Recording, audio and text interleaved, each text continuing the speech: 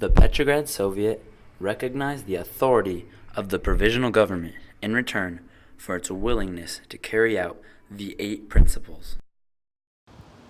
Hello, Russia. We are the provisional government, and we have formulated 8 principles to rule this country and to be successful. 1. Amnesty to all revolts and revolutionaries. 2. Freedom of press, speech, assembly, unions, and strike. 3. No restrictions based on class, religion, or nationality. 4. Calling a constituent assembly elected by a secret ballot vote to determine the future route for Russia. Woohoo! Oh, yeah. 5. The national militia will be run by elective officers. Woohoo! 6. Fair elections, obviously. 7. Revolutionaries who are in Petrograd shall not be disarmed or removed. Wow, that's great. I love this guy. Thank you. Soldiers, 8. Soldiers off duty will have the same rights as citizens, but not when they're on duty. Hey, that sounds great. Thank you. Wow, I, the public, am so glad that we have a provisional government instead of the Tsar, because there are 8 more principles than before. Hi, I'm Lennon, and I'm back in Russia. And the provisional government's 8 principles were nice, but they kind of didn't mention anything about World War I. So here's my April thesis telling you all about that. Wow, Lennon, your April thesis sounds like such a good idea.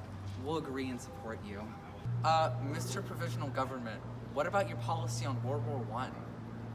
Our economy, farming, and industry is suffering because of the war. And as the public, we believe that you must first help your own people, your own Mother Russia, before helping the likes of Britain and France.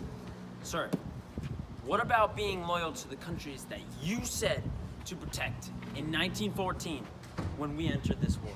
This is a matter of national duty! You must bring your men home because there are too few men in the factories. We've supported this war from the start, sir.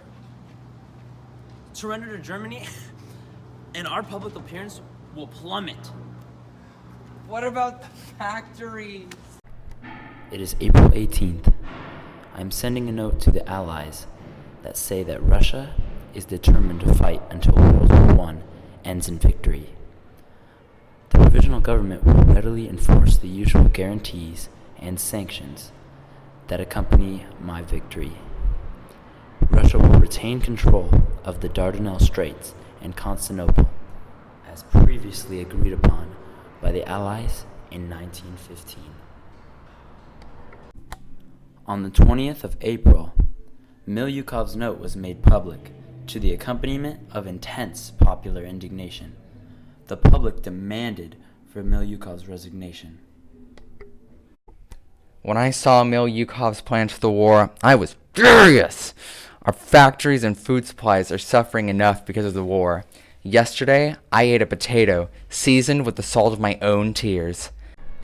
I need to hold the Central Powers in the Eastern Front in coordination with the Allied forces in the West, but also raise the morale of the Russian army and their faith in the government. I got it. The Kerensky offensive.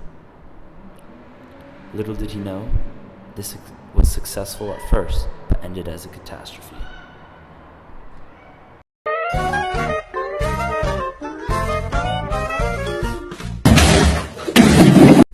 Lenin urges an armed uprising, and the Bolsheviks take control of multiple strategic points, such as government buildings and telegraph stations. Trotsky arms workers in Petrograd, and the whole uprising forces Kerensky and the rest of the provisional government to flee.